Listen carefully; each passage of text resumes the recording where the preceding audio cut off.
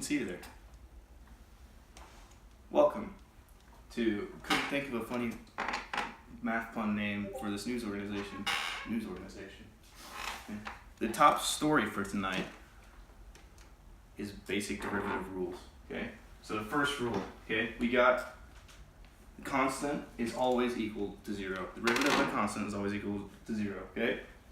Second rule. Exponential rule. Okay, you got it? Whenever you have a derivative that has an exponent, the exponent goes to the front, and then the exponent that remains is the original exponent minus 1. Okay? Third rule. The derivative of a constant times a function is equal to the constant times the derivative. And fourth rule is that the sum of two functions is equal to the sum of their derivatives. And the final fifth rule, e to the x is always equal to e to the x. And now, the weather. Today we're going to be teaching you how to do IVT. You see this problem here? Use the IVT to show that f of x equals x cubed plus 2x minus 1 has a 0 on the interval of 0 to 1. First, we're going to start off by plugging in 0 to our original function. F of 0 equals 0 cubed plus 2 times 0 minus 1, which would be 0 plus 0 minus 1, which means f of 0 equals negative 1. Then from there, what you want to do is plug in the 1 to your original function. So f of 1. F of 1 is going to equal 1 cubed plus 2 times 1 minus 1. We know that's 1. 2 times 1 is 2 minus 1. 1 plus 2 is 3, minus 1 is 2, so f of 1 equals 2. Now from the numbers negative 1 to 2, just think about this. Negative 1 is going to be a point below the x-axis. And 2 is going to be a point above. To go from negative 1 to 2, you obviously had to pass through 0. And that is how the principle of IVT works.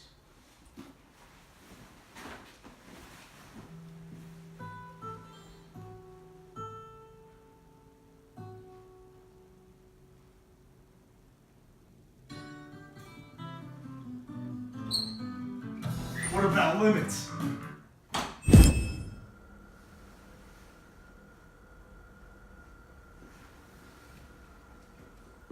Alright, look.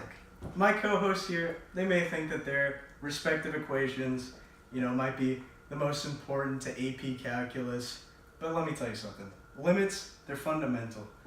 Alright, look what we got here. We got a limit problem here. I'm gonna show you how to go through it.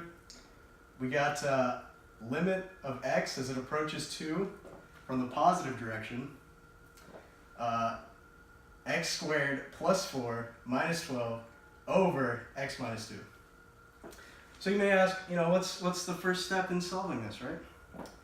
First step, factorization. You're going to start factoring the numerator here.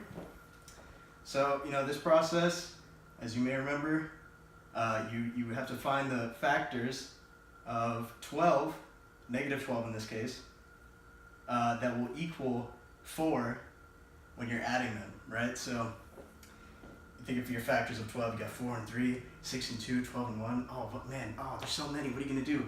All right, it's 6 and 2, all right? It's positive 6 and negative 2, all right? So, 6 times negative 2 equals negative 12. And then 6 plus negative 2 equals positive 4. All right, so that's what we got here. And, in this second step, your denominator is staying the same.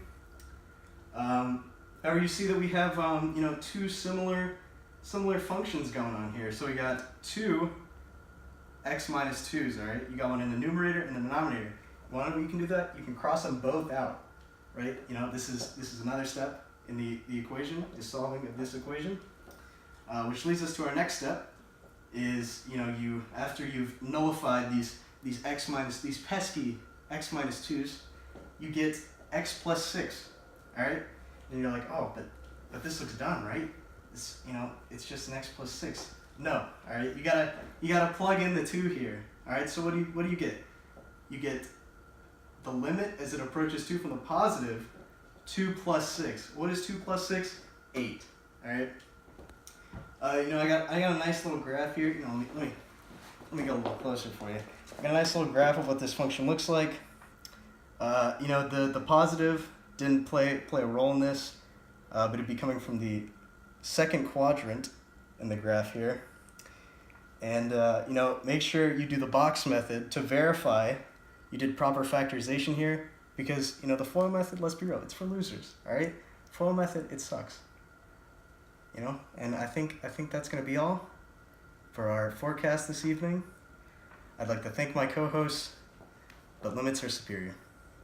Thank you.